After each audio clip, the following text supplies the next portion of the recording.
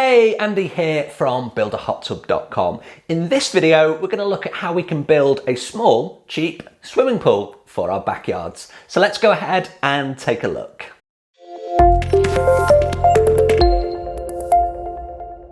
So for those of you that have read the blog, builderhottub.com, or watched some of the other videos on the channel, you'll know that I always talk about the spa builders and pool builders, the professional guys that charge an absolute fortune for what we can actually build ourselves. So in this video, I want to concentrate really on how we can build a cheap swimming pool for our backyards. And it's actually easier than many of us may think, and it's certainly something that we can do as a DIYer.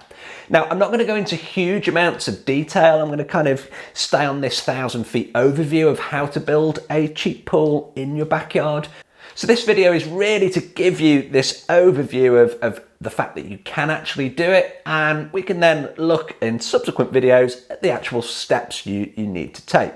So firstly, you're going to have to decide how big of a pool you're going to have. It seems quite a simple question. The bigger you go, the stronger the structure, the more water to heat, the more water to filter. So you've got to keep this in mind when you're actually designing your pool for your backyard.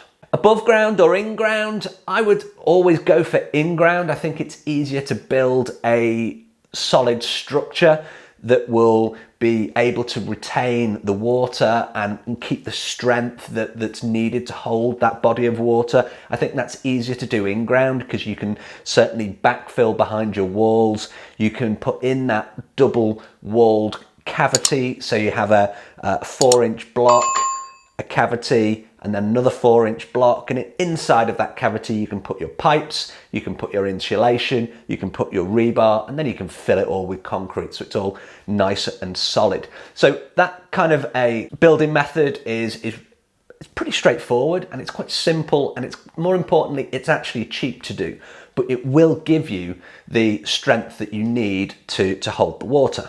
In terms of the plumbing, swimming pool plumbing can get incredibly expensive, and people spend thousands and thousands and thousands of dollars on their pools and certainly on the equipment.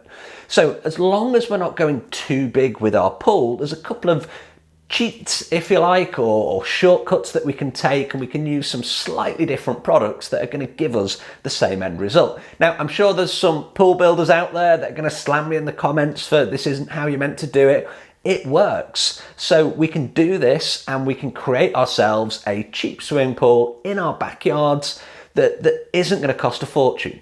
So what do I mean? Well, firstly, if we take the control room, now I speak a lot about this on the blog and on this channel, if we take that control room and we drop it below the waterline of the swimming pool, we can use cheaper parts. Non-self-priming pumps, so pumps that are designed for hot tubs, for example, that are designed to be under the waterline so that the water will flow into them via gravity, they are a lot cheaper than swimming pool pumps, and the self-priming swimming pool pumps can be 3, 4, 5 times as much as the hot tub equivalent. So if we opt for a hot tub circulation pump, it's totally fine. We size it appropriately for the body of water, and if you need any help with that, you can find out how to do that on my online course, for example, or you can hit me up in the comments and I'll certainly advise you accordingly. So if we have that circulation pump below the waterline, what about filtration? Well, we can go for a cartridge filter. Again, it needs to be sized appropriately, and to do that, you're going to multiply the length and the width to give you a square area of coverage. For a hot tub, you normally go for a 50 square foot cartridge filter, but you may need a larger one than that. So you can get these in 75s or 100 square feet as well. The main advantage of a cartridge filter is it's much, much cheaper than the sand filter equivalent. So again, we're talking about how to build a cheap pool for our backyards. If we swap out these components here, we can actually do that. So instead of a $2,000 or $3,000 sand filter, we're going to use a cartridge filter that probably costs us a couple of $100. So there's a huge difference there. And again, it's money that we're going to save into our pockets. What about heating? Well, the cheapest way of adding heating to your pool, by cheapest I mean the equipment being the cheapest, is by using an electric heater. So you can pick up a 5.5 kilowatt electric heater for well under $500. So by doing that, you can then add heat to your pool. Electric is quite an expensive way to actually run a swimming pool, but it will heat the body of water. It's very slow. But again, if we're talking about building a cheap swimming pool for our backyards, this is one of the ways that we can keep the cost down, certainly of the actual components. So just remember, it is going to cost a bit more in the long run to actually run it on electric, but in terms of the upfront costs, it's the cheapest by far way of adding heating to your swimming pool. We're going to need a skimmer. We are going to need a pool skimmer, so we will have to pay what I call the swimming pool tax. There's no way of getting around that. We do need a skimmer on our pools because they're outside. We need something that's going to collect up the debris, things like leaves that are going to blow into it. So that's one of the few parts that we can't swap out. Have a look round. You can pick up a good quality skimmer, the likes of Bermuda, Hayward, Certikin, all of those brands are totally fine, and you can pick up those online, and you should be looking at a couple of $100s to actually do that. So we've covered very loosely the plumbing, we've covered very loosely again, this is a 1,000 feet overview of how we can do it, the actual structure. So we're going to go with those cavity block.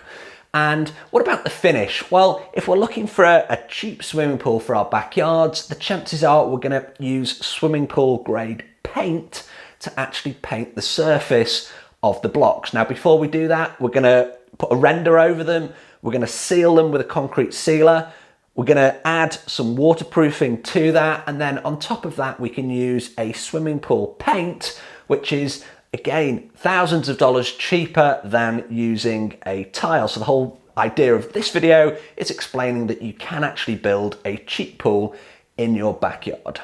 Now, if you would like more information on any of the topics that I've touched on, again, this 1,000 feet overview, very quick video here, please hit me up in the comments. Don't forget to subscribe to the channel. And of course, if you do need any further assistance, there's plans, there's designs, there's lots more information on my website, and I'll leave a link to that underneath this video.